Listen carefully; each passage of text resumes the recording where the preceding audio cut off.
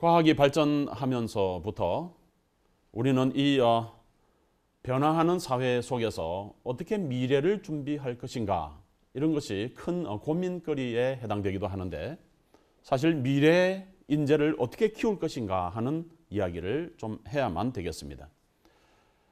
격변하는 이 사회를 이끌어갈 주인공을 만들어낸다라는 것이 바로 우리가 교육에서 담당해야 될 부분이다라고 생각을 하는데, 이번 강의는 그런 의미에서 매우 의미가 있는 그런 강의다라고 생각이 되죠.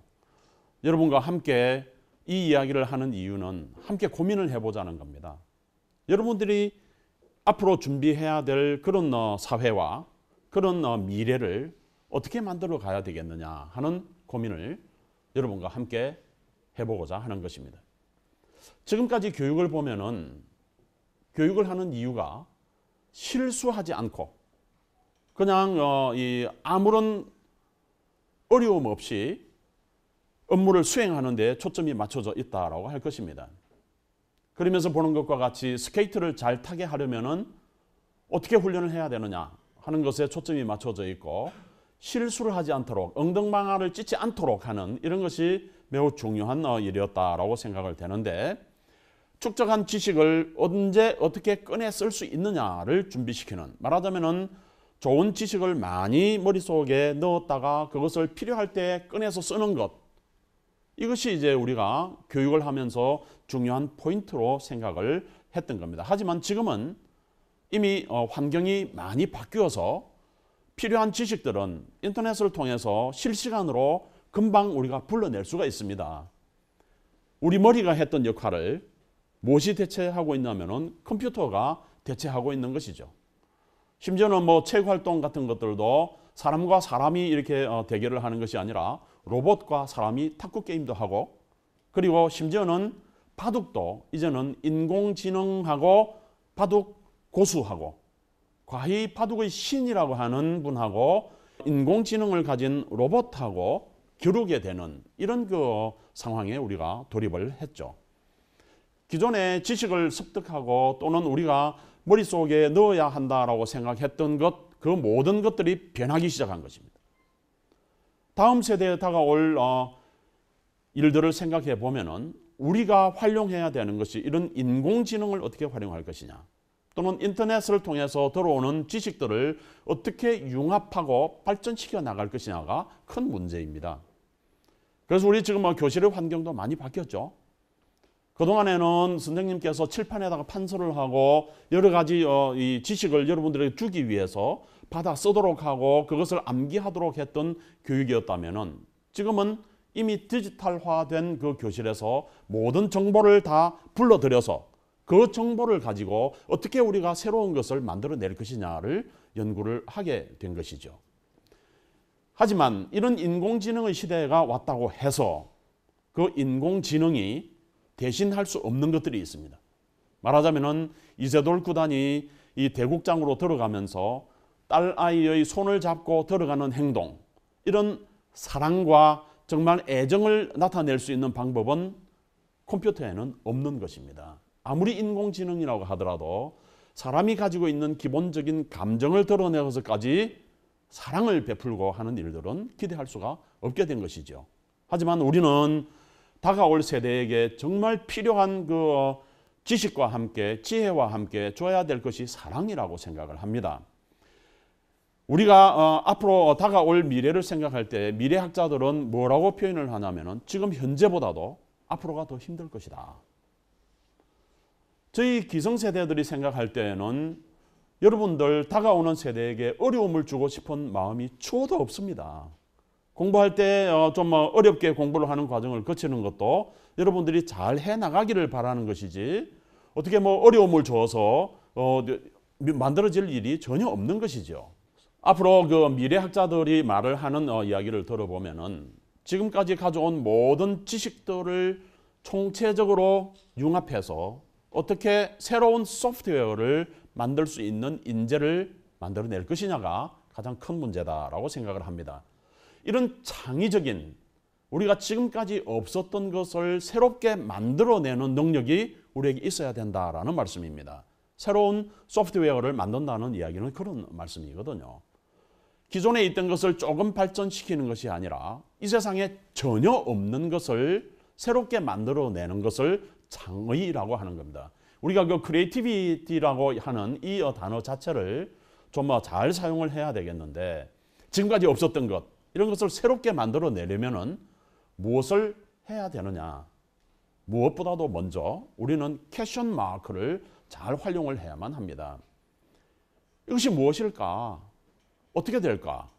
왜라는 단어를 자주 등장시켜서 여러분들이 자꾸만 질문을 하는 그런 훈련을 해야만 되지요. 옛날에는 농자 천하지 대본이라는 말이 있었습니다. 이 농업 짓는 농사를 하는 사람들이 먹거리를 제공하기 때문에 가장 중요한 직업이다라고 생각을 했던 경우도 있었죠.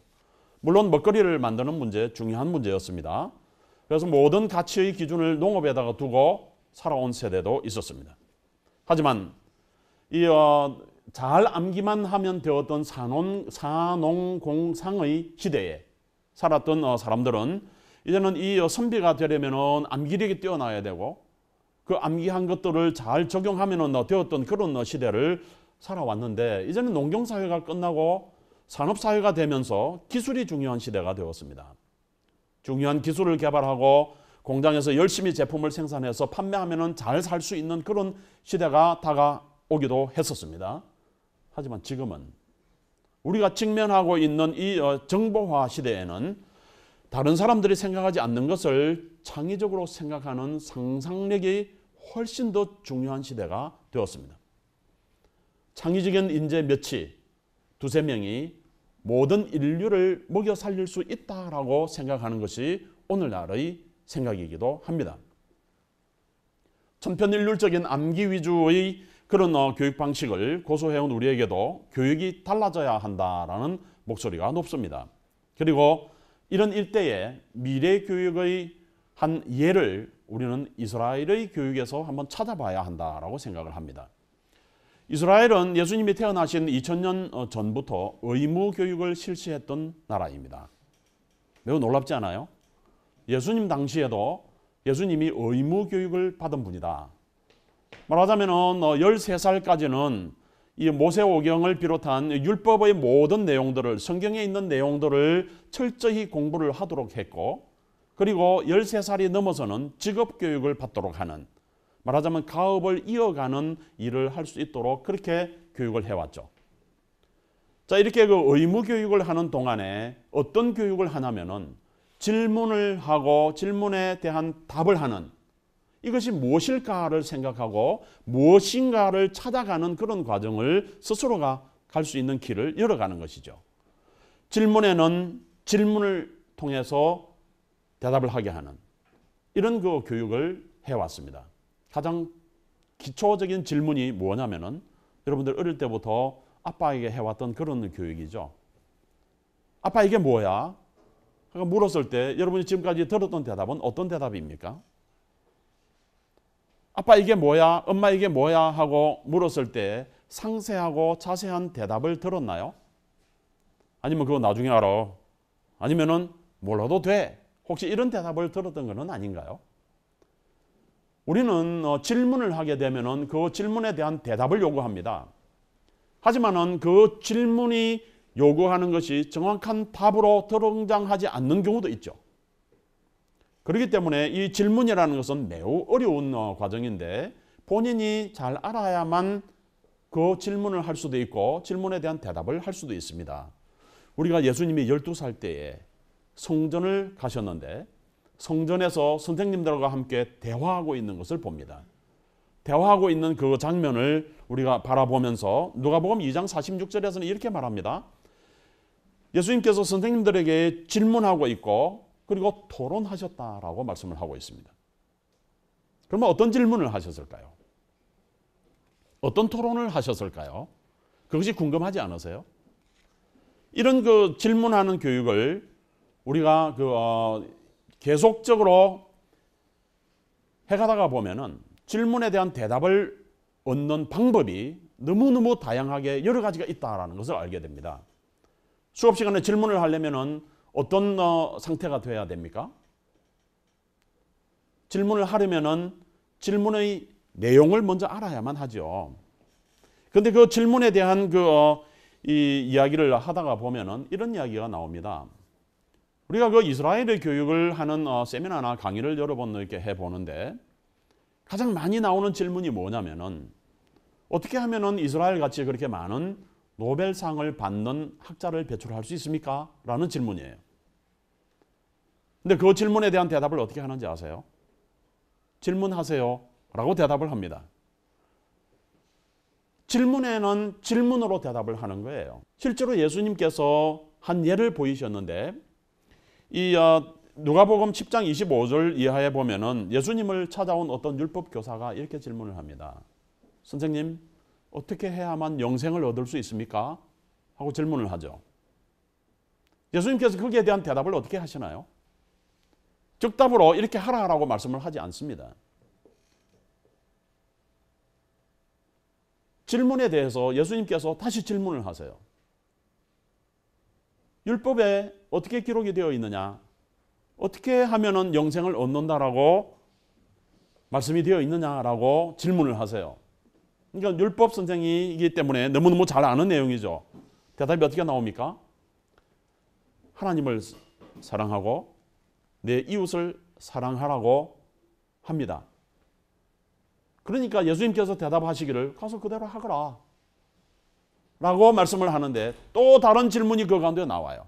어떤 질문이 나오냐면은 그러면은 내 이웃을 사랑하라고 하는데 나에게 진정으로 이웃이란 누구입니까? 라는 질문이 나오죠. 자, 질문에는 질문으로 답하고 또 다른 질문으로 이어지고 계속해서 이 율법 선생이 알고 싶어 하는 것은 예수님에게 질문으로 다가가면서 답을 얻어갑니다.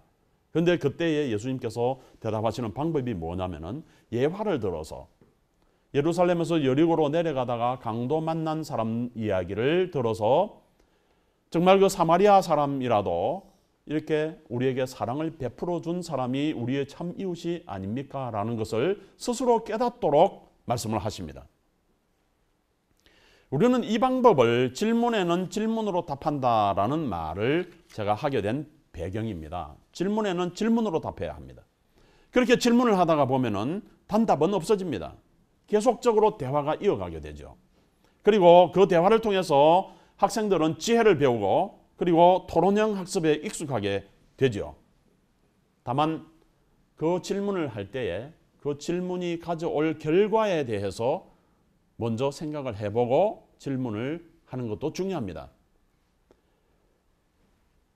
학교에 다녀오는 그 학생들에게 어머니가 흔히 물을 수 있는 질문이 뭔지 아세요? 첫 번째 질문이 학교 잘 갔다 왔니? 라고 물을 수 있어요. 그리고 오늘 학교에서 뭐 먹었니? 라고 질문을 하게 되죠. 그런 질문을 받은 아이가 다음날 학교에 오면은 점심때 반찬이 무엇인지를 공부를 해야 돼요. 암기를 해야 됩니다. 오늘 점심에 김치도 나왔고 된장국도 나왔고 우리 잘 먹는 그런 이 고기도 나왔고 뭐 이런 그 이야기를 해가지고 그 다음날 엄마한테 가가지고 리포트를 해야 되죠. 자, 그런 대답이 나올 것이다. 너 밥은 뭐 먹었니? 하는 질문이 그 다음날 아이가 학교에 가가지고 반찬 수를 세고 반찬이 무엇을 먹었다라고 외우게 되리라고는 생각을 안 하고 한 질문입니다. 하지만 결과는 그렇게 나와요. 학교에 잘 갔다 왔느냐라는 질문을 하게 되면은 아이가 소극적으로 학교에 참석했다가 그냥 조용히 앉았다가 친구들하고 말 한마디도 하지 않고 운동장에 가서 뛰어놀아보지도 않고 얌전하게 잘 갔다 오는 것. 그야말로 세이프하게 집으로 돌아오는 것. 이것만을 생각할 수 있는 거죠. 하지만 부모님은 그것을 기대하고 잘 갔다 왔니? 라는 질문을 하지 않았습니다.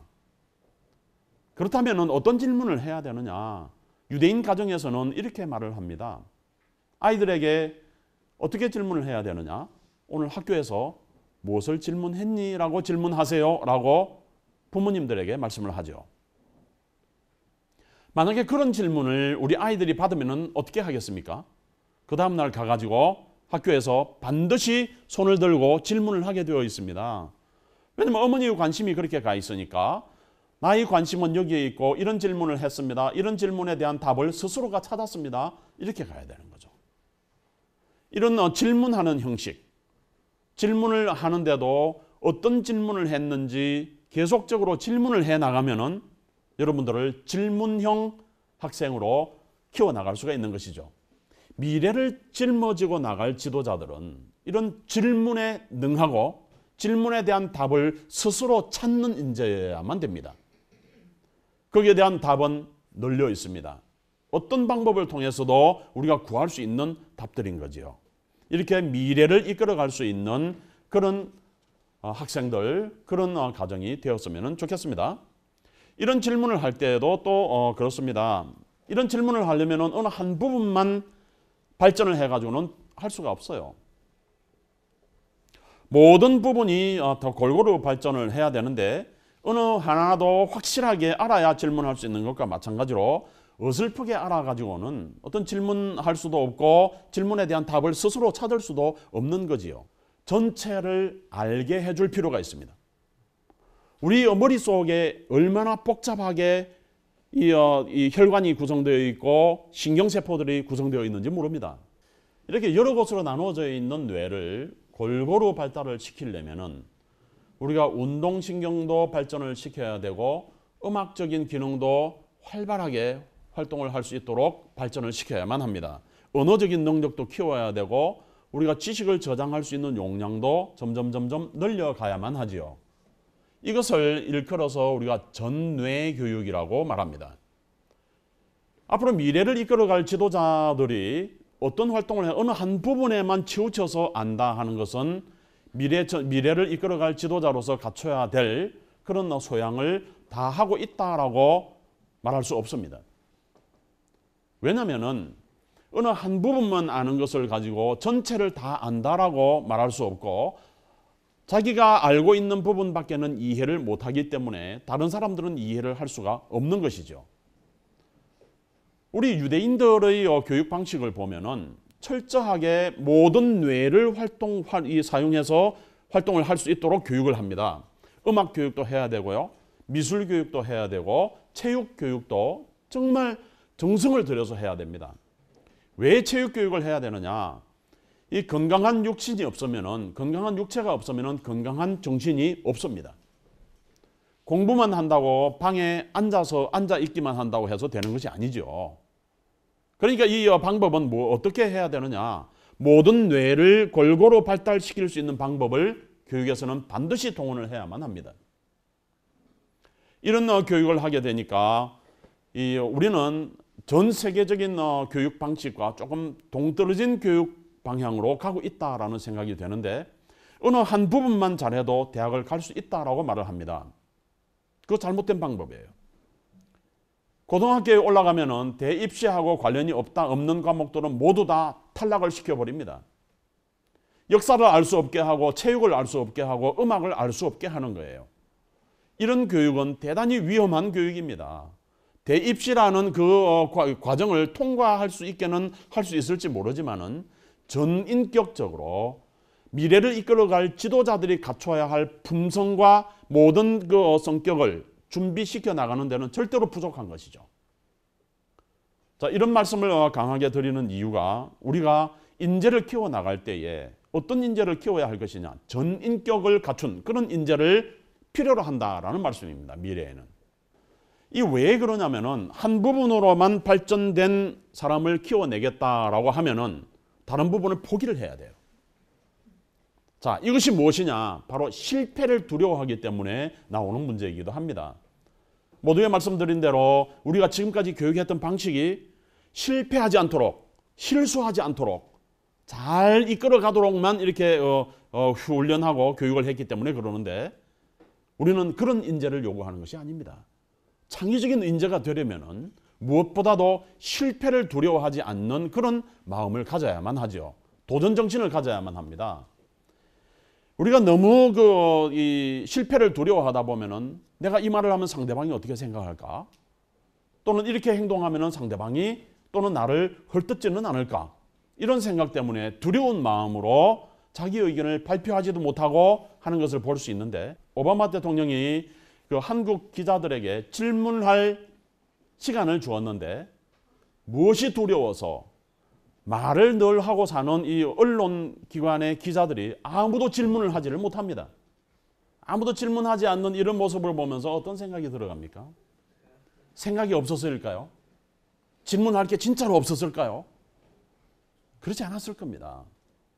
단지 무엇을 어려워하냐면은 내가 이 질문을 했을 때에 사람들이 혹시라도 비웃지 않을까, 실패를 두려워하는, 실수를 두려워하는 이런 마음 때문에 하지를 못하는 것이죠. 자, 그렇다고 하면은 우리가 필요로 하는 창의적인 인재는 이런 실패를 두려워하지 않는 사람이어야만 합니다. 실패를 두려워하고 실수를 두려워해 가지고는 절대로 창의적인 발전을 할 수가 없는 것이죠. 실패를 통해서 인간은 학습합니다. 그렇기 때문에 위험이 따르는 일이라도 실패할 위험이 있더라도 자꾸만 맡아서 해야만 합니다. 그리고 실수하고 실패를 하더라도 그것을 격려하고 잘했다라고 칭찬할 수 있어야만 된다라는 겁니다. 실수했다고 실패했다고 자꾸만 꾸짖고 이렇게 나가면은 그것은 개선할 수 있는 기회도, 그리고 앞으로 발전할 수 있는 기회도, 창의력을 발휘할 수 있는 기회도 모두 박탈하는 것이죠. 실패를 칭찬해야만 합니다. 실패하라고 자꾸만 가르쳐야만 합니다. 실수하라고, 다시 실수하고 난 다음에 다시 일어날 수 있다라고 이야기를 해줄 수 있어야만 되는 것이죠.